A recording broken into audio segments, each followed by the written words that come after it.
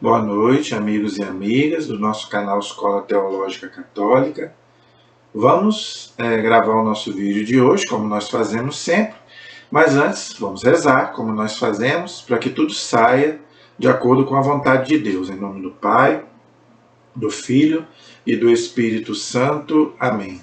Vinde, Espírito Santo, enchei os corações dos vossos fiéis, acendei neles o fogo do vosso amor.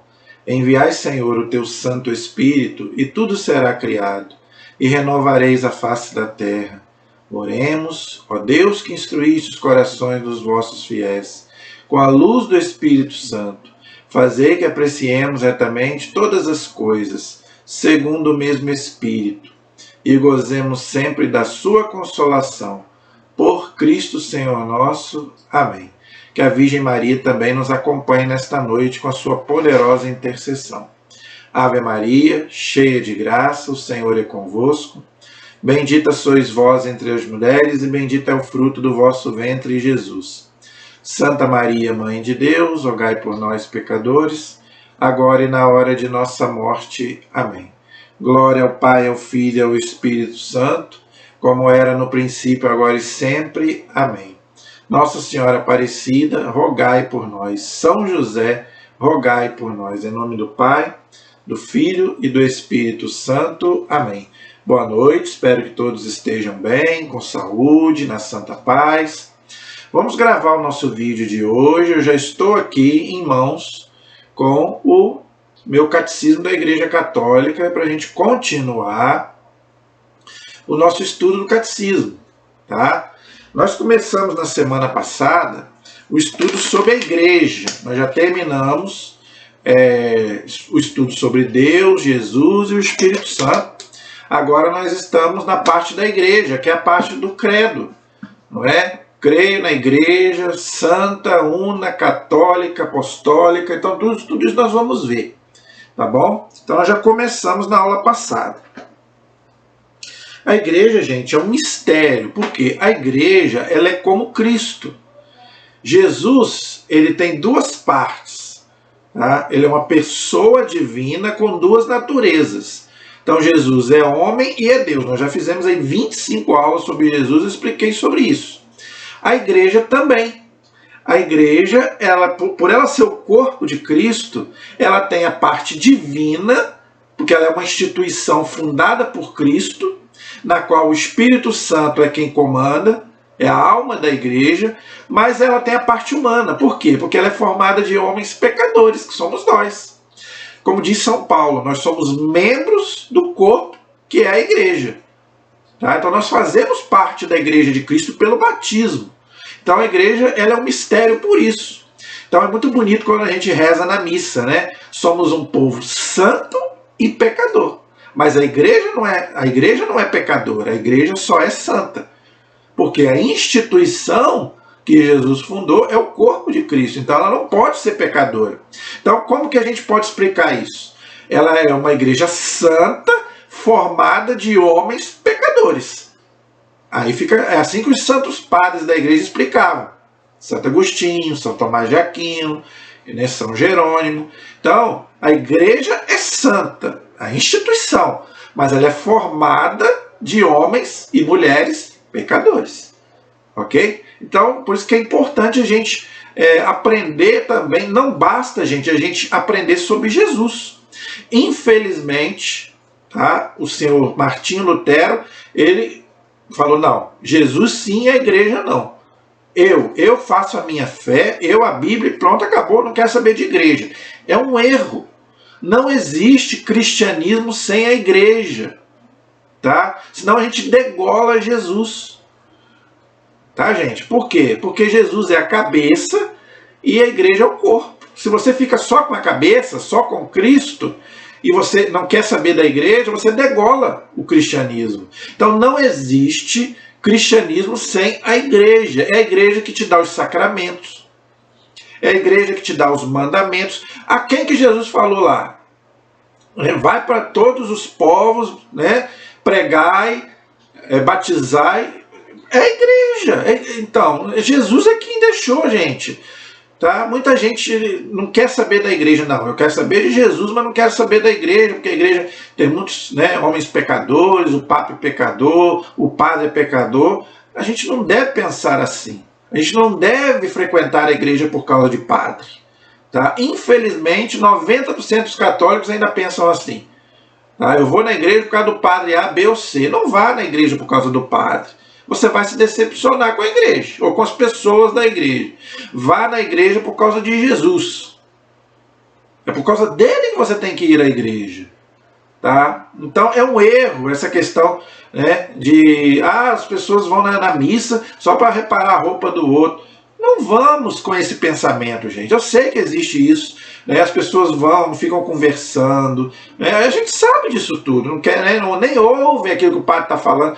A gente sabe disso, mas você não deve ir à igreja por causa disso. Faça a sua parte, tá? Faça a sua parte. Não importa se o outro não está fazendo, mas se você fazendo, tá? Lembrando que Jesus não olha multidão, Jesus não olha quantidade, Jesus olha o coração, cada um.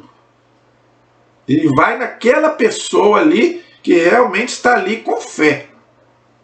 Tá? Então a gente tem que aprender isso para a gente poder amar a igreja, tá? Como instituição divina, sem ficar prestando atenção nas pessoas que compõem a igreja, que você vai se decepcionar.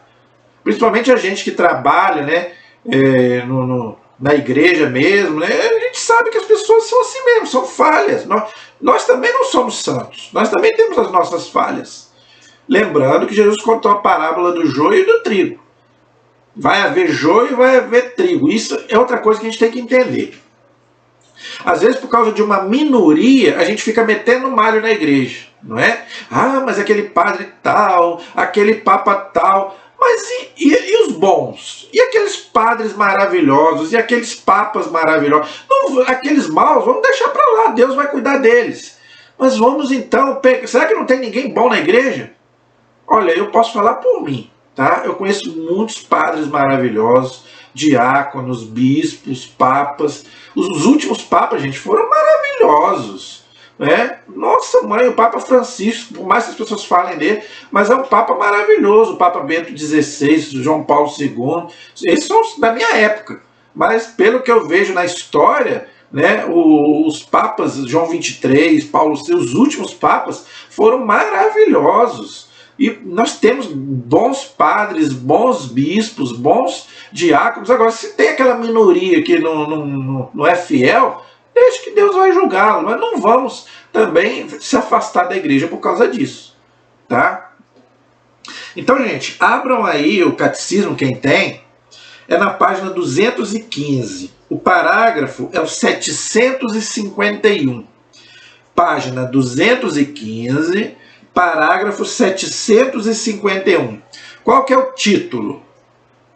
A igreja no desígnio de Deus. Olha o que o catecismo está dizendo. A igreja, gente, ela foi querida por Deus, desde lá do Antigo Testamento. Deus preparou um povo, as 12 tribos de Israel, que depois seria sucedido por quem? Pelos 12 apóstolos que Jesus escolheu para formar a igreja. A igreja é o quê? Apostólica. Então, gente, quem quis a igreja foi Deus, não fomos nós. Eu já falei aqui e vou repetir. 2 instituições que foram fundadas por Deus e que hoje são atacadas. A igreja e a família. A família foi Deus quem criou. Tanto que Jesus quis vir ao mundo numa família.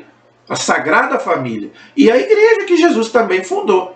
2 instituições, gente, muito atacadas no dia de hoje. É só você ver a mídia aí, os meios de comunicação, a internet, o que mais a gente vê é ataque, a família e a igreja. Por quê? Porque sabe que é dali que vem a nossa base. Graças a Deus, eu posso falar por mim. Eu tenho muito orgulho da minha família, com todos os erros humanos que nós temos, né? Mas eu tenho muito orgulho da família que eu tenho, da criação que eu tive, dos meus pais, dos meus avós, dos meus tios, dos meus primos, graças a Deus, com todos os erros que nós temos, mas eu tenho orgulho porque graças a Deus eu não fui um marginal, eu não fui para o lado errado. Por quê? Porque eu tive um berço, eu tive um pai e uma mãe que me ensinaram a ser honesto. e eu tive a igreja. Eu sempre fui católico, né? Mesmo que eu já, às vezes, possa ter frequentado até outras religiões, mas eu nasci católico, tá? E eu sempre fui, né? Não ia todo domingo, mas ia, né, à igreja. E agora, depois que eu fiquei adulto, graças a Deus, eu passei a ser um católico praticante. Graças a Deus. Eu não sou aquele católico de IBGE. Infelizmente, o IBGE fala que nós somos 65% de católicos, mas eu acho que nós somos 10% ou 20%. Porque católico mesmo são poucos. Católico que vai à missa, que reza, que lê a palavra de Deus, que faz isso que eu estou fazendo aqui, prega para as outras pessoas, ensina a outras pessoas a doutrina, defende a igreja. Eu acho que são 10%. Eu acho que o Brasil deve ter uns 10% de católicos só. Entendeu? Mas a gente tem que lutar, gente, pela família e pela igreja, e defender a igreja e a família. Por quê? Olha o que o catecismo está dizendo.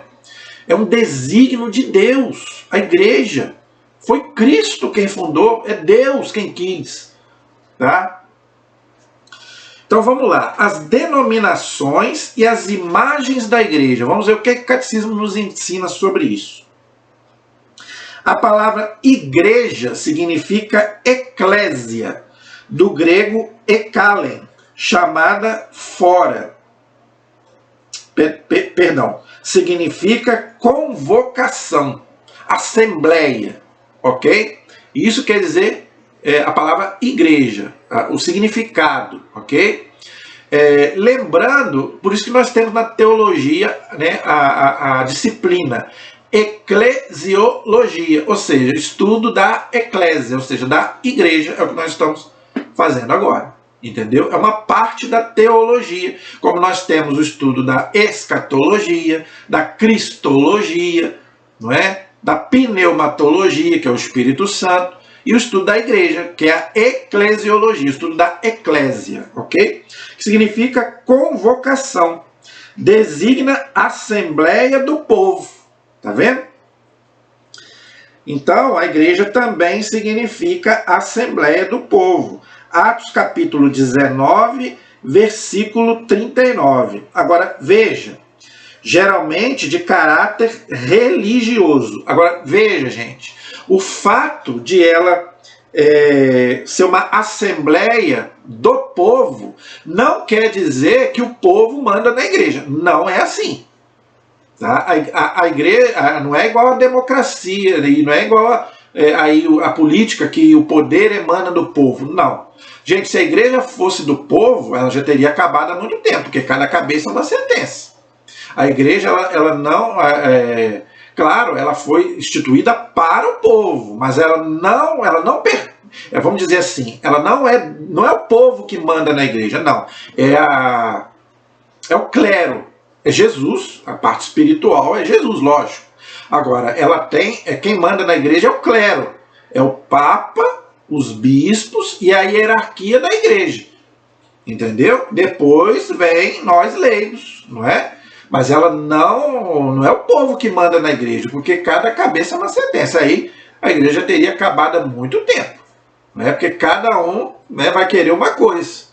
Vai querer fazer a sua doutrina, vai querer fazer a sua moral, como acontece nas outras denominações. Não estou falando isso aqui como crítica, é uma contestação.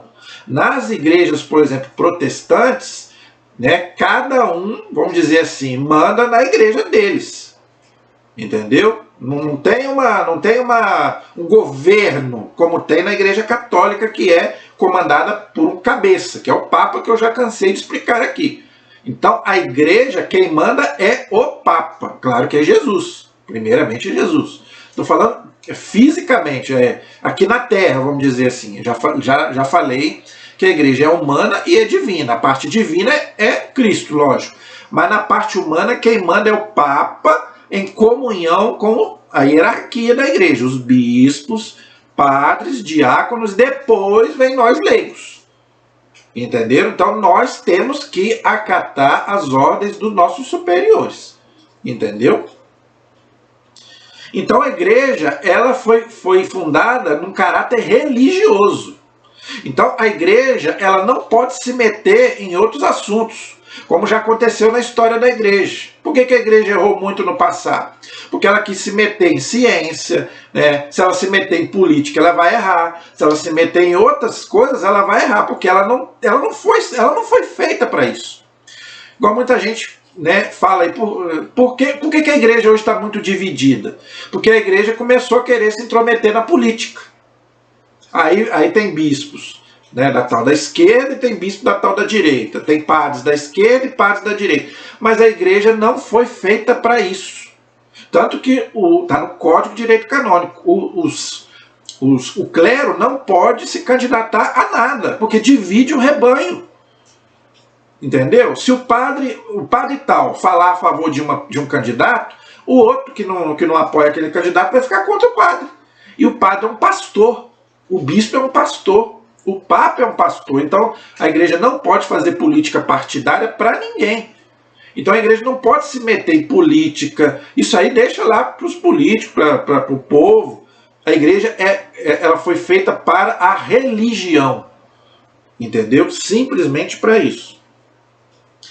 É o termo frequentemente usado no Antigo Testamento grego para a assembleia do povo eleito diante de Deus, sobretudo para a assembleia do Sinai. Aquela assembleia lá de Moisés, que Moisés convocou o povo para eles receberem os 10 mandamentos. Ali já é uma prefiguração da igreja. Ali, gente, é uma prefiguração, mas não é ainda a igreja. E é daqui que é tirado o nome de uma das igrejas mais famosas do Brasil, que é a Assembleia de Deus. É tirado daqui. Tá? Então, os irmãos protestantes, eles usam muito o Antigo Testamento. Nós, católicos, já pensamos diferente. O Antigo Testamento, ele prepara o Novo. Então, a gente não tira nada de doutrina fechada do Antigo Testamento, como eles fazem. Igual, a Assembleia de Deus é tirada daqui, do Antigo Testamento. A nossa igreja não, é do Novo Testamento, é lá de Mateus 16. Quando Jesus funda a igreja sob Pedro e os apóstolos, e em Atos capítulo 2, no Pentecostes, ela é manifestada ao povo, ao mundo, vamos dizer assim. Tá? Mas a Assembleia, ela é prefigurada no Antigo Testamento, entendeu? Lá no Monte Sinai, onde Israel recebeu a lei e foi constituído por Deus como seu povo santo. Está lá no Êxodo capítulo 19. Então ali foi uma primeira convocação de Moisés, tá? Como se ali fosse já, né, o povo de Deus, a igreja de Deus. Mas ali é só uma prefiguração, porque a verdadeira igreja de Cristo é só no Novo Testamento, ok? Ao denominar-se igreja, a primeira comunidade dos que creiam em Cristo se reconhece herdeira dessa assembleia, que eu acabei de falar. Os primeiros cristãos eram herdeiros do judaísmo. Por isso é um grande erro a gente ficar preso ao Antigo Testamento, como fazem também algumas igrejas, né, nossos irmãos. Tá? Por quê? Porque o cristianismo, ele sucede o judaísmo, mas ele não é uma continuação do judaísmo, não. Ele sucede, é diferente. Mas nós não podemos pegar as coisas lá do judaísmo e trazer para o cristianismo. Infelizmente isso acontece muito em algumas igrejas protestantes. Por exemplo, eles pegam lá o sábado e dizem que é o dia santo. É o dia santo para os judeus, mas não é para nós cristãos. Para nós cristãos é o domingo. Igual lá o Edir Macedo fez lá o Templo de Salomão. É muito bonito, né? É luxuoso, entendeu? Mas o Templo de Salomão é para os judeus. O nosso templo é o templo cristão. Entendeu? A nossa igreja ela é a igreja do Novo Testamento, não a igreja do Antigo Testamento. O Templo de Salomão foi destruído. Entendeu? Foi destruído no ano 70 depois de Cristo. Então não tem sentido a gente recriar o Templo de Salomão hoje. Por quê? Porque era para os judeus. Inclusive, os judeus, eles usavam o templo para quê? Para fazer sacrifício de animais. Hoje os judeus nem fazem mais sacrifício de animais, porque não tem o templo. Eles acham, né, alguns judeus acham que vai ser reconstruído. Eu acho muito difícil. Até tem algumas seitas protestantes que também acreditam que o templo de Jerusalém vai ser reconstruído. Nós católicos não acreditamos nisso. Por quê? Tá? Por que nós não acreditamos? Porque onde era o templo, que hoje está só o Muro das Lamentações, hoje é uma mesquita muçulmana. E nós sabemos que os muçulmanos não são muito bons de jogo. Né? Eles não gostam muito dos judeus. Então, quer dizer, a gente sabe que qualquer coisinha é uma briga danada lá. Então eles vão deixar reconstruir o templo? Eu acho difícil. Se qualquer coisinha eles arrumam briga, eles vão querer deixar os judeus reconstruir o templo de Jerusalém? Eu acho muito complicado. Mas, vamos ver. Nela, Deus convoca seu povo e de todos os confins da terra. Aquilo que Jesus falou. Ide pelo mundo inteiro. Né? Por isso que a igreja, a gente está no mundo todo. Não existe um lugar onde não existe uma igreja católica. É impossível. É muito raro. É só nos países comunistas mesmo que eles não aceitam. Mas tirando disso, tem igreja católica no mundo todo. Mas o mais bonito não é nem isso. O mais bonito, gente, é a liturgia, que é a mesma. É impressionante. Se você for numa missa aqui no Brasil, se você for numa missa nos Estados Unidos e no Japão, a missa é a mesma, não muda nada. Muda a língua, lógico. Mas o rito é o mesmo. Por quê? Porque é aprovado pelo Papa e não pode mudar. Tem que ser uma coisa só. Então, gente, isso é muito bonito.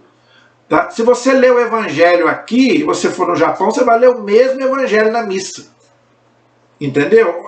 Isso é muito bonito. Isso aí é aquilo que Jesus falou. É uma só fé, um só rebanho, um só pastor. Por que só nós temos isso? Porque nós temos um chefe, que é o Papa, que é ele que decide isso. Então ele aprova o missal romano para poder a missa ser celebrada em todos os lugares do mundo, a mesma missa. Entendeu? Isso é muito bonito, gente. Isso é a unidade da igreja.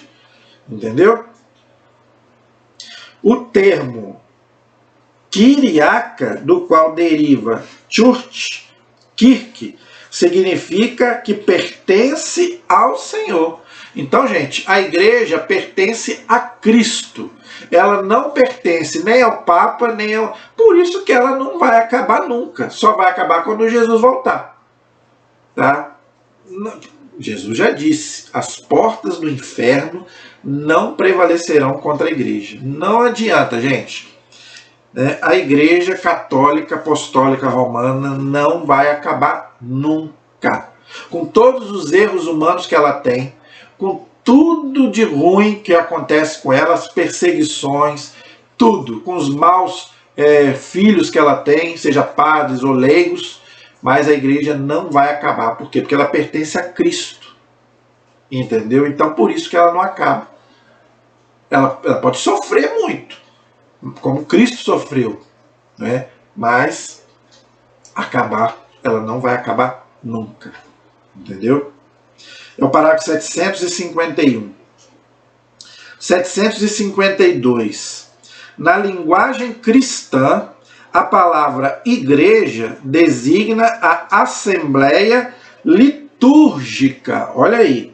Isso está lá em 1 Coríntios capítulo 11, versículo 18, e 1 Coríntios capítulo 14, versículos 19, 29, 34 e 35. Vou repetir. 1 Coríntios capítulo 11, versículo 18, 1 Coríntios capítulo 14, versículos 19, 29, 34 e 35. Então, a igreja, ela é litúrgica, ela tem uma liturgia, que é o que nós celebramos na Santa Missa. Por isso que a liturgia da missa é aquilo ali, não muda e não vai mudar. Não adianta a gente querer espernear. Eu não vou à missa porque aquilo é muito chato, é a mesma coisa, não muda. Então, realmente, você não vai nunca mais, porque a igreja não muda. Aquilo que é essencial ali, não adianta, que a igreja não vai mudar mesmo. A liturgia não pode, não é que a igreja não quer, é que ela não pode mudar. Aquilo que é a essência da liturgia não pode mudar. Tá? A liturgia da palavra, a liturgia eucarística. Né? Eu fiz um vídeo aí, 3 vídeos sobre a missa. Como que se celebra a missa desde o primeiro século. Dos primeiros séculos, depois da perseguição romana, lógico. Não é? Então, quer dizer, é a mesma, mudou muito pouca coisa. Mudou coisas pastorais, mas a liturgia é a mesma. mas também a comunidade local. 1 Coríntios capítulo 1, versículo 2 e 1 Coríntios capítulo 16, versículo 1. Então a igreja é uma comunidade. Olha aí, o que é uma comunidade, gente?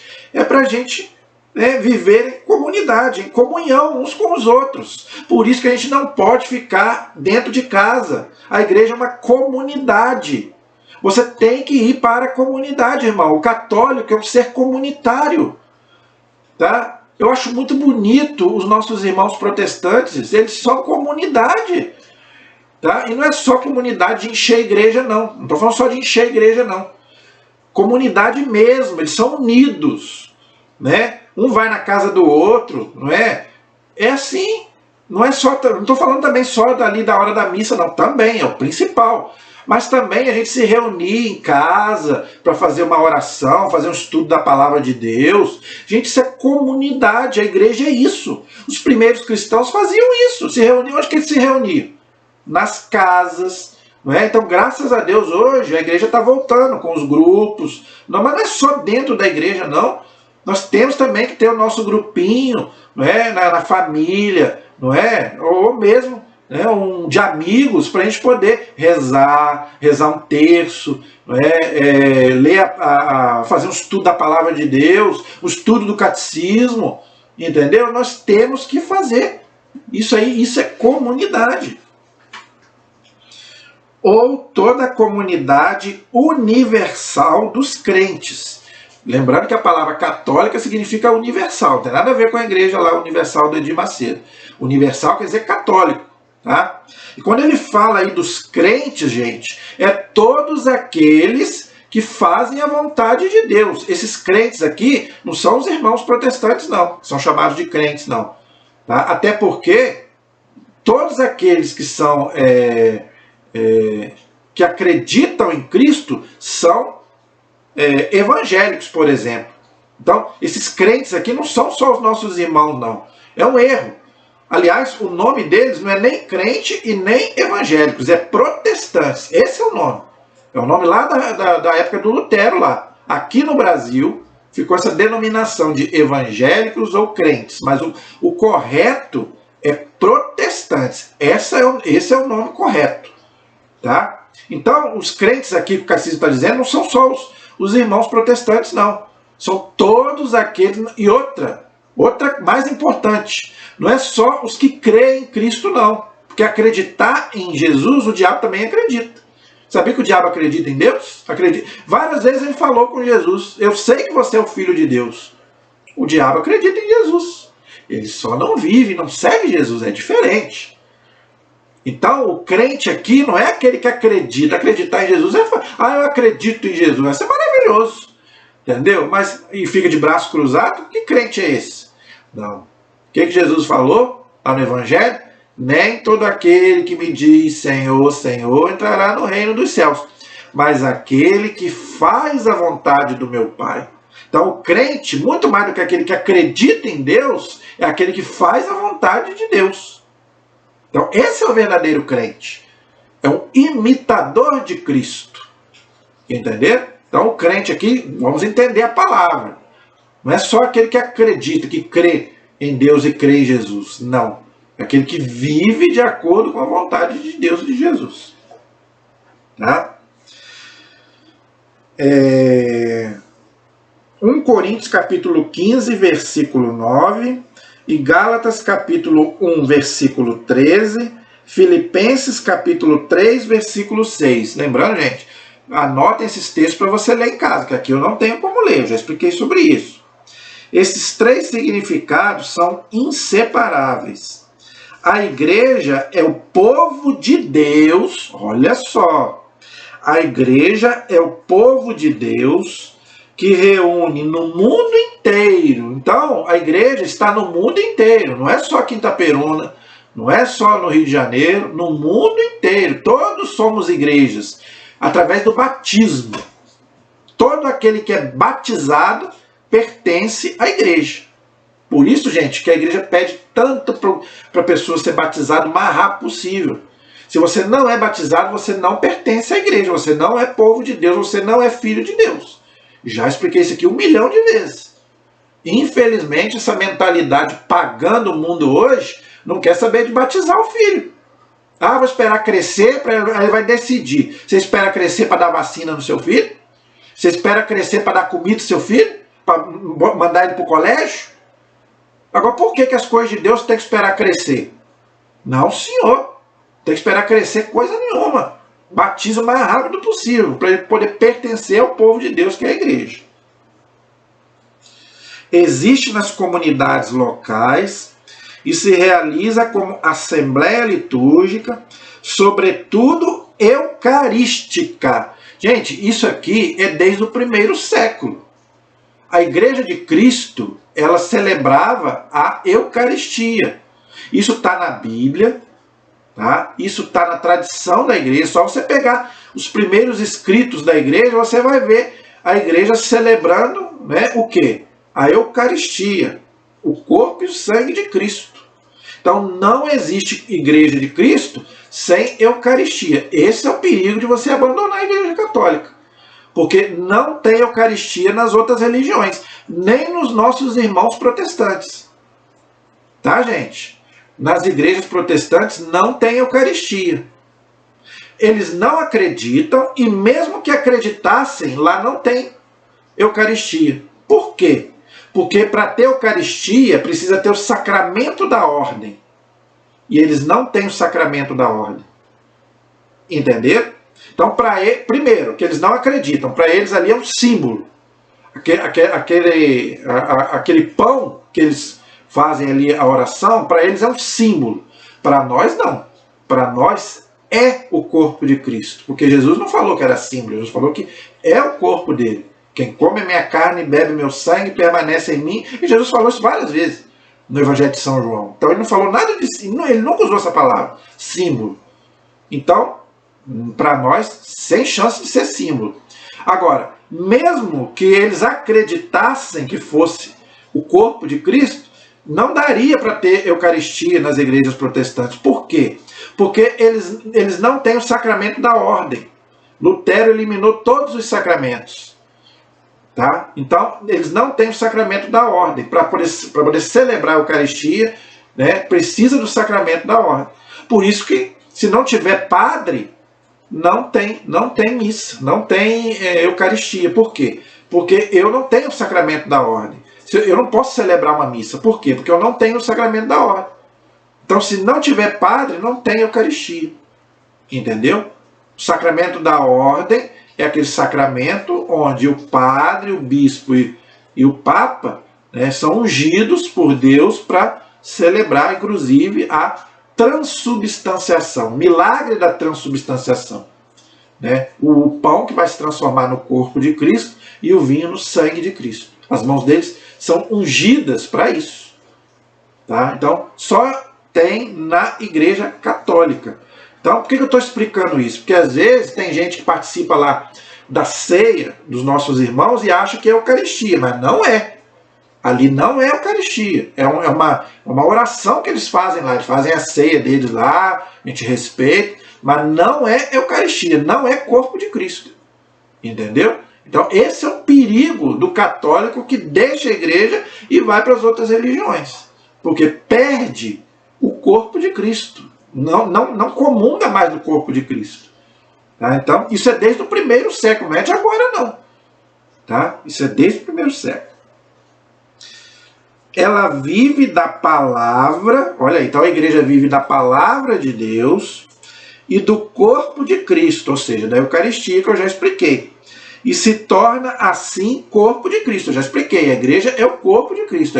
Cristo é a cabeça, a igreja é o corpo. Então, quais são as características da igreja de Cristo?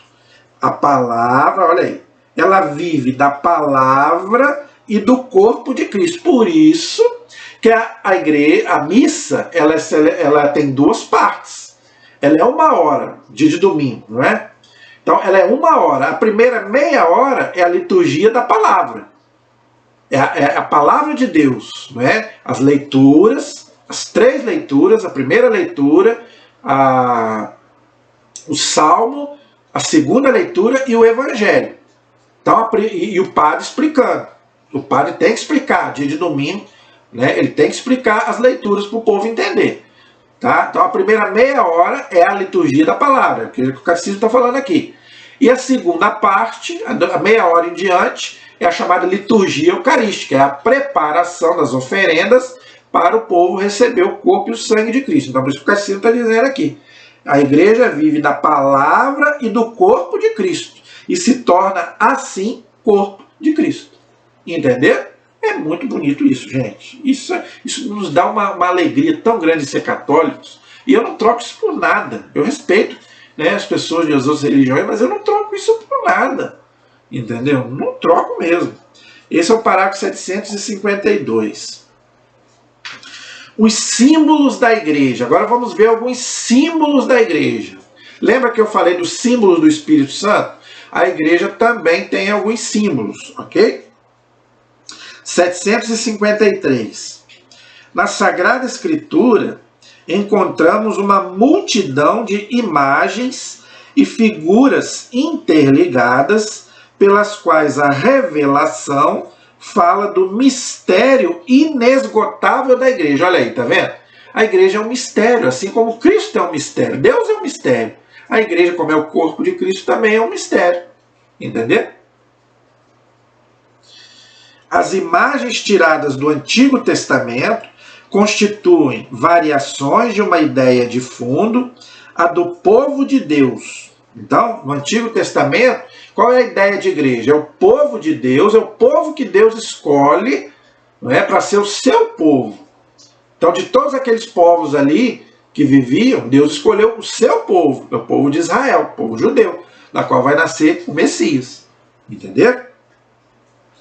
No Novo Testamento, todas essas imagens encontram um novo centro pelo fato de Cristo tornar-se a cabeça deste povo. Olha aí, tá vendo? No Antigo Testamento, Deus, né, é quem reunia esse povo. Aí tinha lá Moisés, tinha os reis, tinha os profetas, mas aí agora no Novo Testamento, quem é que comanda a igreja? Aí já não é mais um homem, aí é o próprio Deus. Jesus é Deus.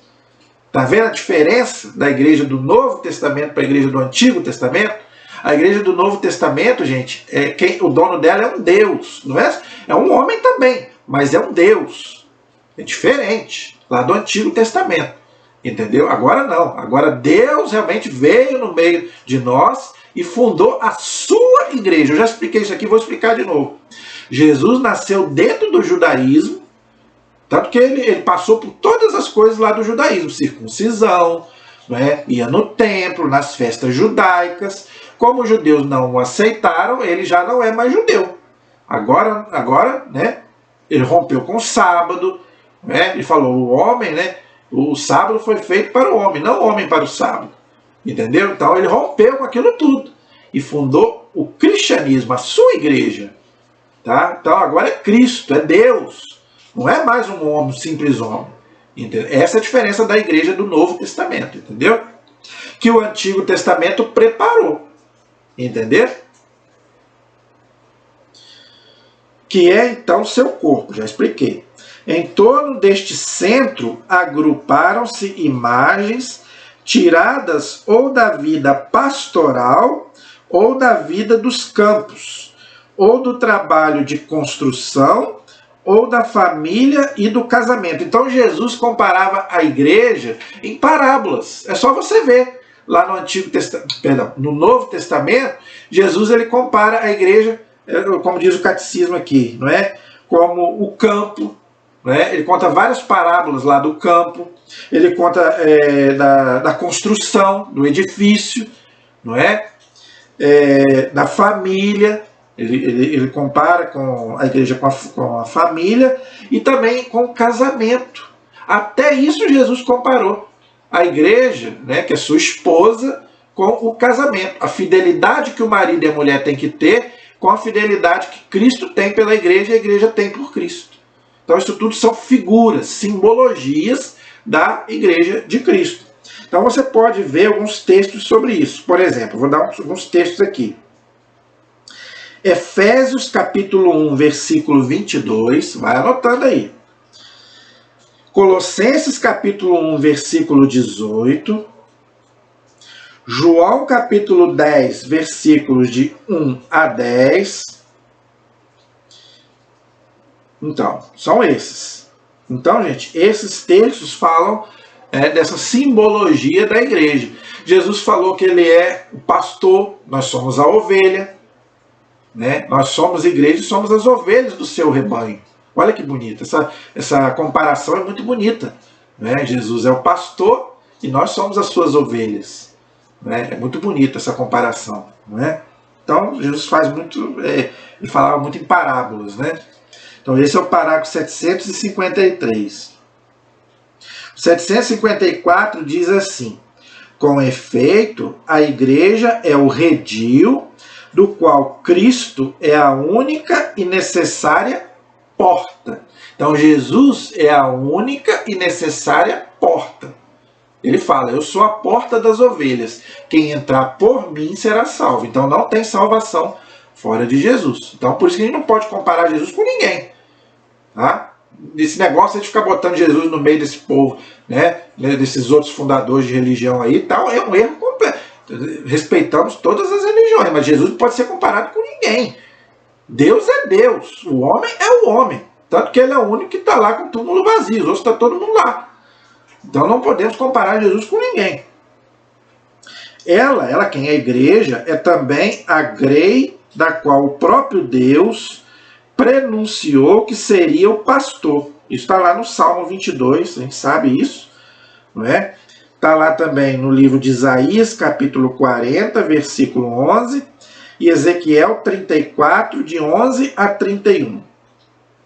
Suas ovelhas, embora governadas por pastores humanos, olha aí, em suas ovelhas, embora governadas por pastores humanos, são, contudo, incessantemente, conduzidas e alimentadas pelo próprio Cristo. Então isso quer dizer o quê? Nós temos os nossos pastores humanos, como eu já expliquei. Nós temos o Papa, nós temos os bispos, nós temos os padres, que são nossos pastores. Mas o pastor mesmo é Cristo. Entendeu? Ele é o nosso verdadeiro pastor. Os outros são ministros, não é? Que têm que obedecer o verdadeiro pastor, que é Cristo. Tanto que se o padre, o bispo e o papa, eles não seguirem a lei de Deus, nós não somos obrigados a seguir. Entendeu? Então nós temos que seguir se eles estão andando de acordo com o pastor. Agora, se eles começarem a falar coisas que não estão de acordo com a doutrina, a gente não é obrigado a seguir. Entendeu? Bom pastor e príncipe dos pastores. Ele está falando de Jesus, tá? Que deu a vida por suas ovelhas. Né? Então, Jesus deu a vida por suas ovelhas. João 10, 11. Primeira carta de São Pedro, capítulo 5, versículo 4. E João 10, de 11 a 15. Então, esses textos todos ensinam isso, que Jesus deu a vida pelas suas ovelhas, que somos nós. Tá bom? Esse é o parágrafo 754. 755. A igreja é a lavoura ou campo de Deus. Olha que bonito. 1 Coríntios, capítulo 3, versículo 9. Olha aí, tá vendo? Então, Jesus comparava a igreja como uma lavoura, né? Que o homem... Quem mexe com essas coisas sabe o que a gente está dizendo. Nesse campo cresce a oliveira antiga, cuja raiz santa foram os patriarcas. Olha que interessante, hein? Presta atenção. Então, a raiz antiga foram os patriarcas, em quem foi feita e se fará a reconciliação dos judeus e dos gentios. Está lá em Romanos, capítulo 11, versículos 23 a 26.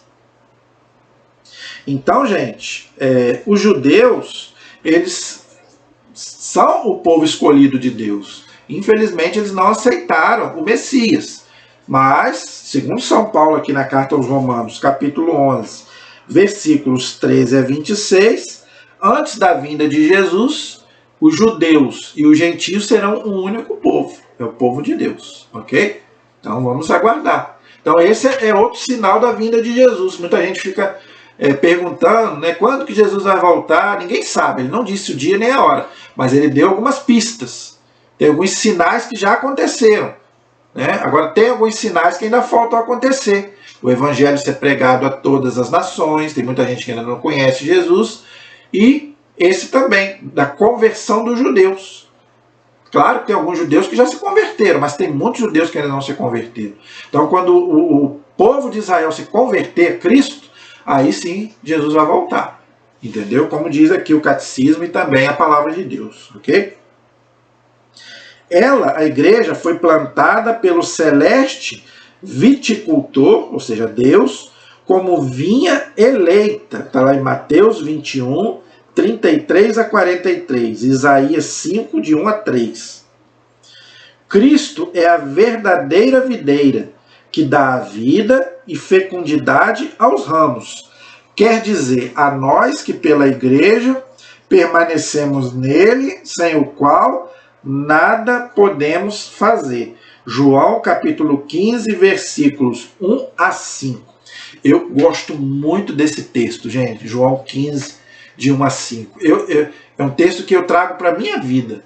Sem Jesus, eu não sou nada. Eu não estou falando só... Estou falando, gente, até mesmo para fazer as coisas de Deus. Esse trabalho que eu estou fazendo aqui. Eu nunca passava pela minha cabeça que eu iria fazer um trabalho desse. Nunca imaginei. Mas não sou eu. Tá? Sem a graça de Deus, sem Jesus, quem sou eu para fazer alguma coisa? Por isso que ele fala aqui. Sem ele, nada podemos fazer. É ele que está no comando, é ele que está na frente. A obra é dele. Se algum dia essa obra aqui não der certo, é porque ele quis. Não é? Foi a vontade dele que não fosse para frente. Mas se for a vontade dele de ir para frente, ela vai para frente. Deus sabe de todas as coisas. Agora, eu achar que é mérito meu, não. Sem Jesus, nós não somos nada. É aquela música do padre Alessandro, né?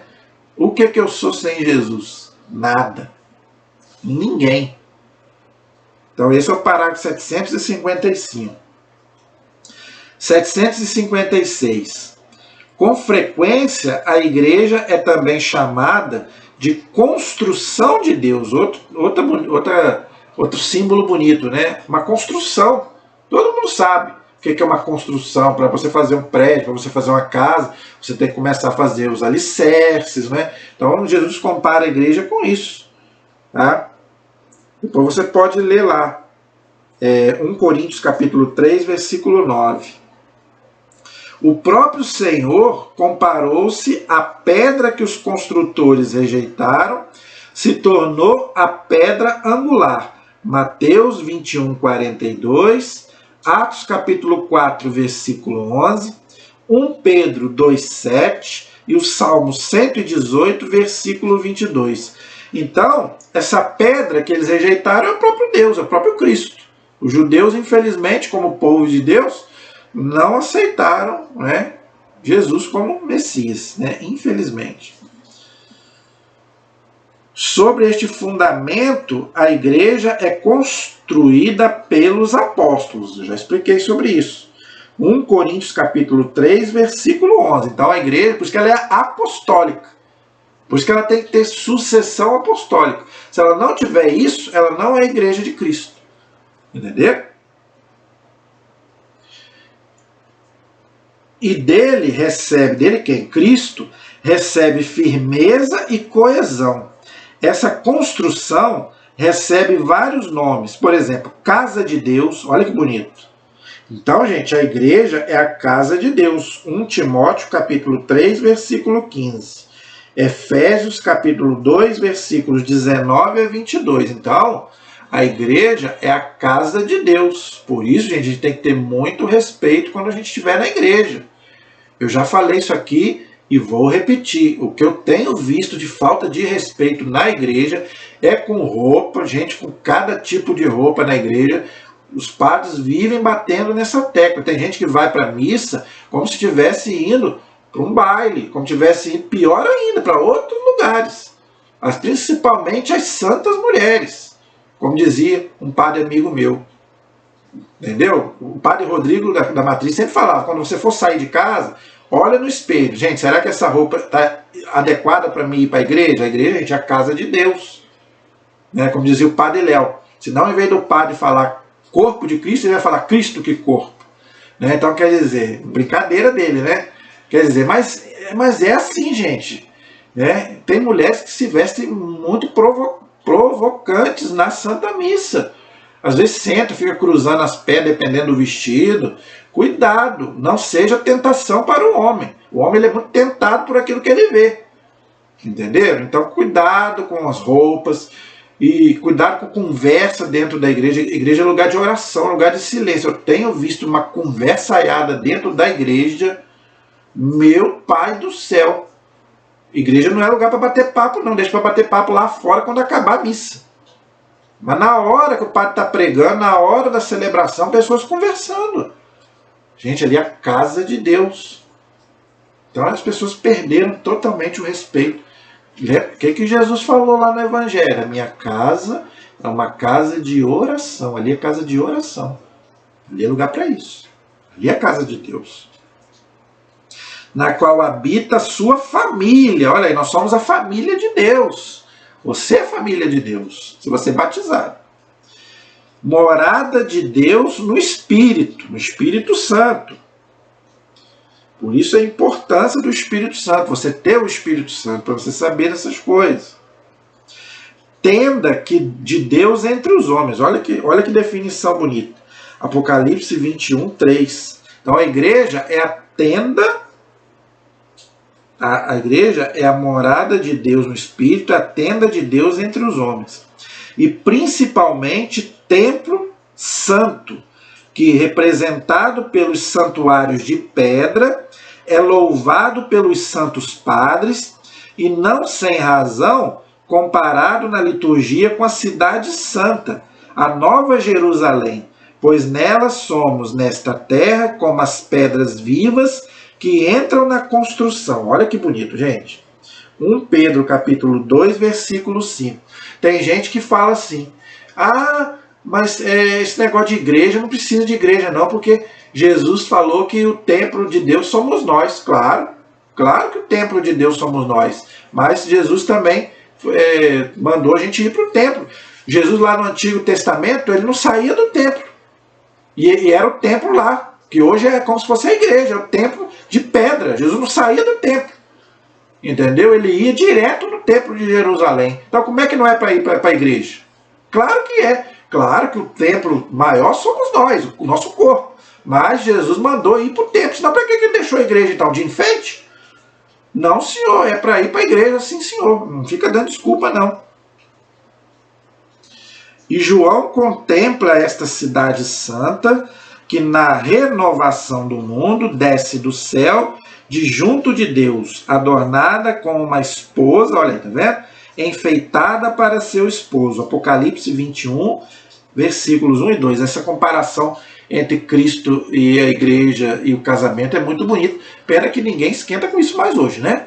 O casamento hoje virou uma banalidade, assim como a igreja, né? Ninguém quer saber mais disso. Isso, gente, é uma coisa espiritual. Leia, quando você puder, leia o livro de Cânticos. Eu quero fazer, quando a gente for estudar estudo bíblico aqui, nós vamos estudar o livro de Cânticos, eu vou explicar melhor sobre isso. Como que Deus trata essa questão, né?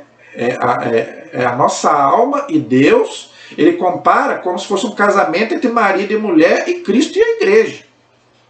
Inclusive, ele usa até uma imagem sensual, sexual, no livro de Cânticos. Ele usa até o sexo, claro, de forma simbólica. Entendeu? Até isso ele compara. Então, isso tudo nós vamos poder explicar melhor. Pena que hoje virou uma banalização. Não vamos falar sobre isso mais para frente. Então, esse é o parágrafo 756.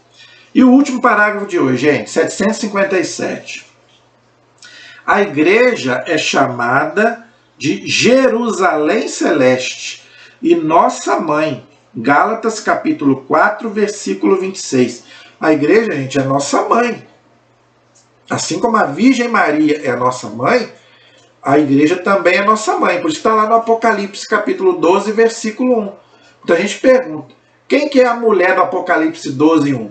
É a Virgem Maria e é a igreja. Então, as duas são simbolizadas pela mãe que dá à luz o filho. Quem é que dá à luz o filho? Nossa Senhora, que dá à luz Jesus, e a igreja que dá à luz os filhos de Deus, que somos nós, pelo batismo.